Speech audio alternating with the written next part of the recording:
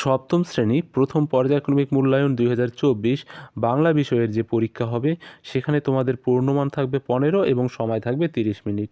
তো এই ভিডিওতে তোমরা দেখতে পাবে তোমাদের বাংলা বিষয়ের যে সিলেবাস, নম্বর বিভাজন এবং একটি সম্পূর্ণ প্রশ্নপত্র উত্তর সহ।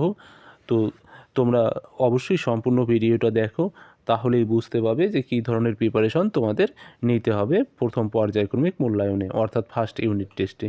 তো সবার প্রথমে চলো তোমরা দেখে নাও যে বাংলার সিলেবাস, অর্থাৎ পদ্য গদ্য ব্যাকরণ এবং ভাষা পাঠ যে বইটি আছে সেখান থেকে কোন অধ্যায়গুলো তোমাদের প্রথম পর্যায়ক্রমিক মূল্যায়নে থাকবে। তো চলো প্রথমে সিলেবাসটা দেখে নাও। তোমাদের সিলেবাসে পদ্য ও গদ্য থেকে থাকবে ছন্দে শুধু কান রাখো, পাগলা গণেশ, বঙ্গভূমির প্রতি, একুশের কবিতা, একুশের তাৎপর্য, নানান দেশে নানান ভাষা, আত্মকথা, আঁকা লেখা, খোকনের প্রথম ছবি, কুতুব মিনারের কথা। এবং মাকু থেকে থাকবে প্রথম ও দ্বিতীয় অধ্যায়। ভাষা চর্চা থেকে থাকবে বাংলা ভাষার শব্দ। তো এই হচ্ছে তোমাদের সিলেবাস। এই অধ্যায়গুলোই ভালো করে পড়বে, ঠিক আছে, ফার্স্ট ইউনিট টেস্টের জন্য। তো এবার তোমরা প্রশ্ন কাঠামো, অর্থাৎ কোন বিষয়গুলো থেকে কত নাম্বার থাকবে সেই বিষয়টা সম্পূর্ণ ক্লিয়ার হয়ে নাও, তাহলে সুবিধা হবে তোমাদের প্রিপারেশন নিতে। তো চলো তোমরা নম্বর বিভাজনটা আগে দেখে নাও।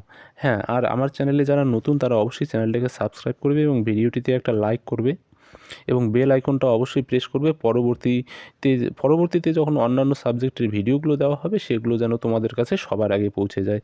তো চলো নম্বর বিভাজনটা দেখে নাও আগে। তো প্রথম পর্যায়ক্রমিক মূল্যায়ন 2024 বাংলা বিষয়ের যে পরীক্ষা হবে সেই পরীক্ষা তোমাদের অনুষ্ঠিত হবে এপ্রিল মাসে। তো মাঝখানে আর 2 মাস আছে, তোমরা অবশ্যই ভালো করে প্রিপারেশন নাও। তো এখানে দেখো নম্বর বিভাজন তোমাদের যেভাবে আছে।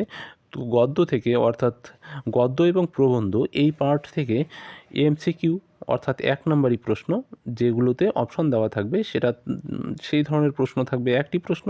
কবিতা থেকে এমসিকিউ প্রশ্ন হচ্ছে 1টি, ব্যাকরণ থেকে থাকবে 2টি প্রশ্ন। এবার শর্ট টাইপের যে প্রশ্নগুলো, অর্থাৎ অতি সংক্ষেপে যে প্রশ্নগুলোর উত্তর দিতে হয়, সেখানে গদ্য থেকে 1টি, কবিতা থেকে 1টি, ব্যাকরণ থেকে 3টি প্রশ্ন এবং সহায়ক পাঠ অর্থাৎ মাকু থেকে থাকবে তোমাদের 2টি প্রশ্ন। 2 নম্বরই যে প্রশ্ন সেখানে তোমাদের গদ্য থেকে 1টি প্রশ্ন, কবিতা থেকে 1টি প্রশ্ন, একটি করে প্রশ্নের তোমাদের উত্তর অ্যাটেন্ড করতে হবে, কিন্তু অবশ্যই আর একটা করে প্রশ্ন তোমাদের, একটা করে প্রশ্ন কিন্তু বেশি দেওয়া থাকবে, ঠিক আছে, অপশন দেওয়া থাকবে। তো এই হচ্ছে তোমাদের টোটাল 15 নম্বর পরীক্ষার যে প্রশ্ন কাঠামো, অর্থাৎ যে ধরনের প্রশ্ন তোমাদের আসবে।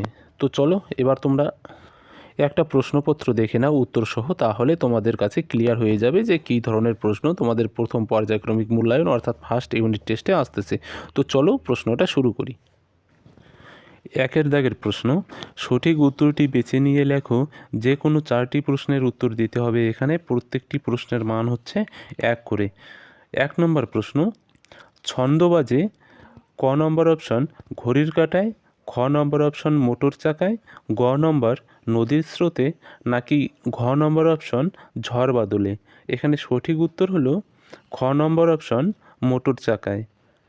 এরপর 2 নম্বর প্রশ্ন, মৃত্যুঞ্জয় টনিক যখন আবিষ্কার হয় তখন গণেশের বয়স ছিল ক নম্বর অপশন 40, খ নম্বর অপশন 50, গ নম্বর অপশন 60, নাকি ঘ নম্বর অপশন 100।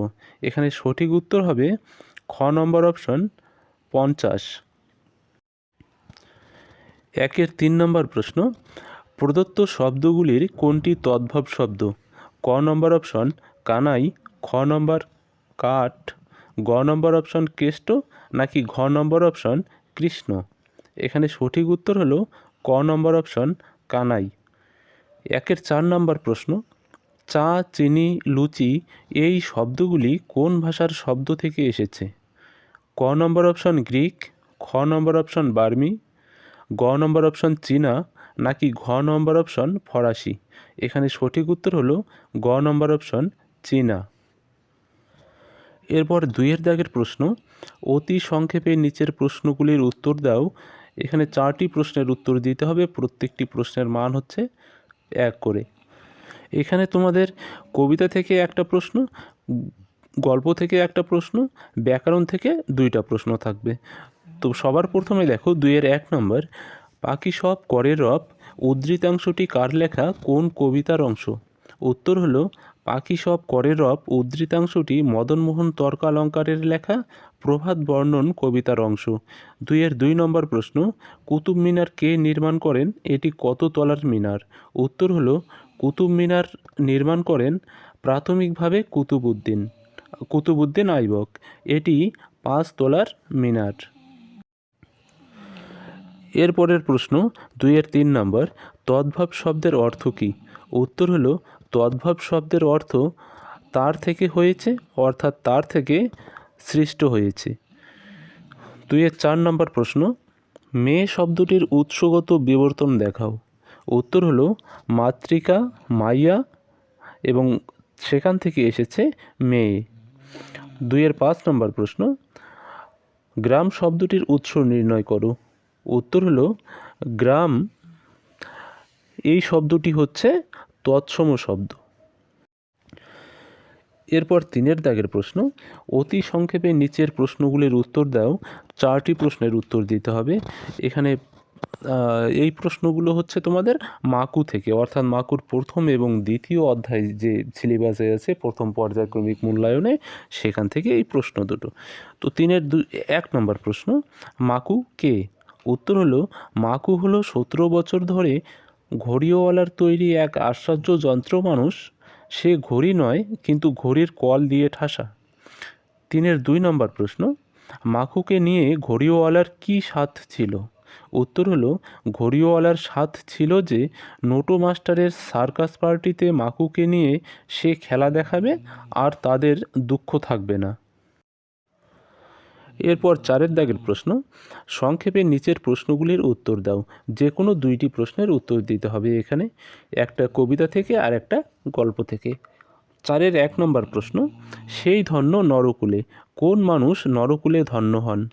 উত্তর কবি মধুসূদনের মতে, যে মানুষকে লোকে কখনো ভুলে যায় না, মনের মন্দিরে শ্রদ্ধার আসনে বসিয়ে রাখে, নরকুলে সেই মানুষই ধন্য হন। 2 নম্বর প্রশ্ন, চর্চার অভাবে মানুষের মনে আর ওসবের উদ্রেক হয় না, মানুষের মন থেকে কোন কোন অনুভূতিগুলি হারিয়ে গেছে?